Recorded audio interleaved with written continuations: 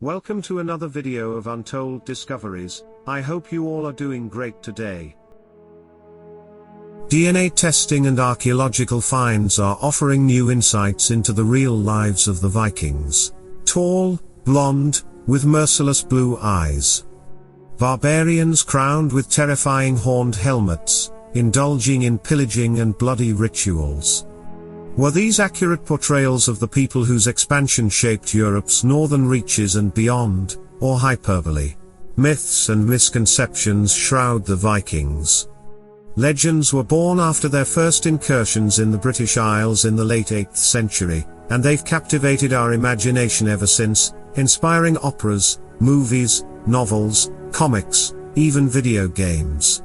Which makes untangling fact from fiction a daunting task.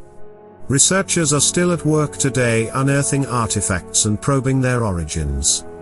Recent finds credit the Vikings as the first Europeans to set foot in the Americas, at least 400 years before Columbus. And the first DNA studies of their remains suggest they were a diverse group.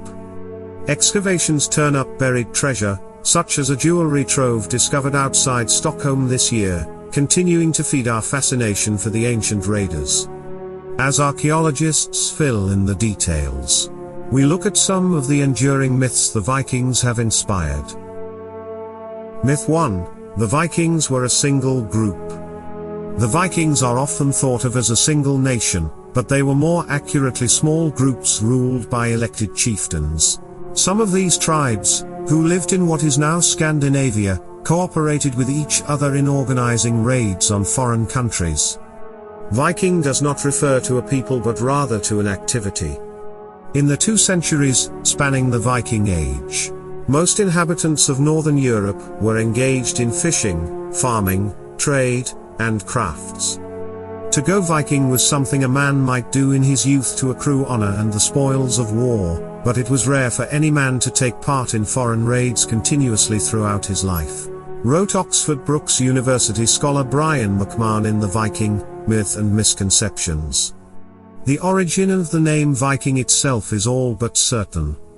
The Old Norse word usually meant pirate or raider. For McMahon, the term refers to those who adventured overseas to raid and plunder, he says. Vik means bay or creek, as in Reykjavik in Iceland, where Scandinavian emigrants first settled around the year 870 AD. Swedish historian Fritz Askberg offers another take. The verb vikja means to break, twist, or deviate, and the Vikings, explains Askberg in his book on ancient Nordic culture, were people who broke away from typical societal norms, abandoning their homes for the sea in search of fame and spoils. Myth 2.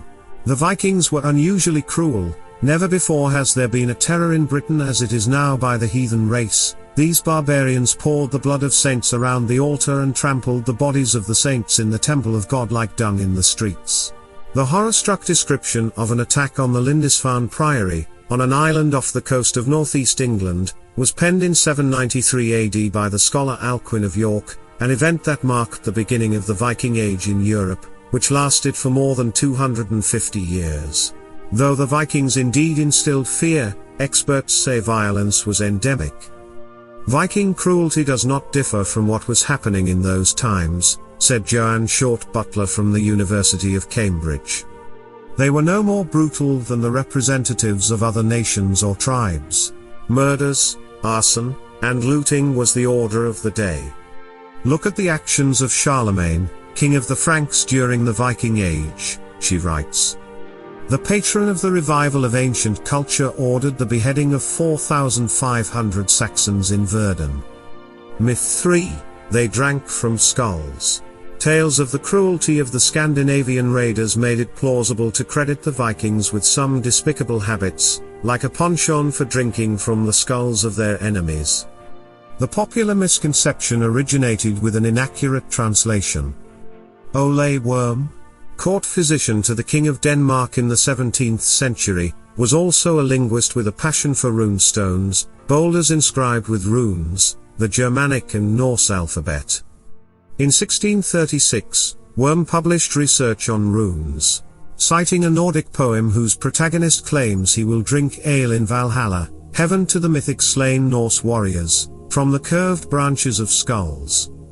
The poet was referring to the branches growing out of the skulls of animals, that is, the horns. But the court doctor translated the phrase into Latin as ex craniis eorum quos sessiderunt, from the skulls of those they killed. It added another notch in the Vikings' bad reputation. That said, other ethnic groups have reportedly drunk from the skulls of their enemies. But it tends to be associated with the Vikings. Myth 4, they tortured their victims in a blood eagle ritual. The Nordic raiders are credited with another deplorable habit, leaving the mark of the blood eagle on living victims. In the ritual, the ribs were exposed and cut from the spine, then outstretched. The lungs were extracted and placed in a way that resembled wings. Some believe so that the body could fly to Odin, the main god in Norse mythology. Since the first reference was in a skaldic verse, it could be another case of poetic license that was interpreted by others too literally, explains Eleanor Rosamond Barraclough, a medieval history professor at Durham University, in Beyond the Northlands, Viking Voyages and the Old Norse Sagas. Yale University's Roberta Frank has long questioned the ritual's veracity, believing that it likely originated with early Christian Scandinavian writers who sought to stigmatize their pagan ancestors. The blood eagle procedure varies from text to text, becoming more lurid, pagan, and time-consuming with each passing century, she wrote in the English Historical Review. Recently, scientists from the University of Iceland and England's Keele University analyzed whether performing a bloody eagle on a live victim was even possible. In a paper published in Speculum, a journal of medieval studies, they concluded that while it was anatomically possible to perform this practice with the tools available at the time, the victim would have died from blood loss or asphyxiation in the early stages of the torture. A complete execution of a bloody eagle could only be performed on a corpse. Until archaeologists find a corpse bearing clear evidence this ever happened, we'll likely never know. Myth 5, they wore horned helmets. Some myths can be chalked up to lore, including the lauded horned helmet. The only Viking Age helmet ever found, the Gjørmundbu helmet unearthed in Ringerike, Norway, bears a resemblance to a Batman mask, sans pointed ears. Also, no horns, points out Barraclough. In Viking-era representations, warriors appear either bareheaded or dressed in simple helmets possibly made of iron or leather. Although some horned characters do make an appearance in Nordic art, such as in the Oseberg tapestry, they usually represent gods or monsters rather than mortal warriors. One originating source for the horned helmets has been pegged. They were used by Carl Emil Diepeler, the costume designer for the premiere of Wagner's opera Ring of the Nibelung at the Bayreuth Festival in 1876.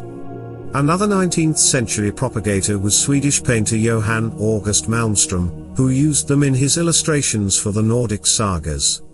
Diepeler, Malmström, and others may have been inspired by the contemporary discoveries of ancient helmets with horns, which, as it later turned out, were dated earlier than the Viking Age. Perhaps artists were inspired by the distant echoes of ancient Greek and Roman historians, who had described Northern Europeans as wearing helmets decorated with horns. The headdress was not only out of fashion at least a century before the advent of the Vikings, but was also probably worn only for ceremonial purposes by Norse and Germanic priests. Myth 6. They were tall and blonde. Viking conjures an image of a strapping, fair-haired, blue-eyed man. In other words, Chris Hemsworth in the Thor saga. But Liselok Harvig of the University of Copenhagen concluded from DNA studies of skeletons in medieval tombs that the era would have seen a healthy mix of blondes, redheads, and brunettes, just like today. Viking society was not exclusively of Scandinavian descent. We were already dealing with a cultural and ethnic mix. As with hair color, irises were also diverse. Even the idea of the Vikings' unusual height is a myth. The average male from those northern reaches was then about 1.73 meters, about 5 feet 6 inches tall. The same as the average European man. Nutrition may have been a factor. Short summers and harsh winters in Scandinavia meant limited food resources, so raids could have been a vehicle for nourishment. Their towering reputation is likely the result of the nationalism that arose rising in the 19th and 20th century, which promoted Vikings as the Nordic and Aryan archetype. Even the idea that Vikings were poorly washed men seems debunked by archaeological evidence.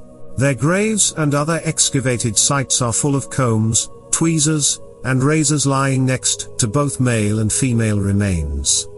They also could have used soap with a high lye content for deterring lice, which also had the side effect of bleaching their hair. That's it for today. We will meet with another interesting topic very soon.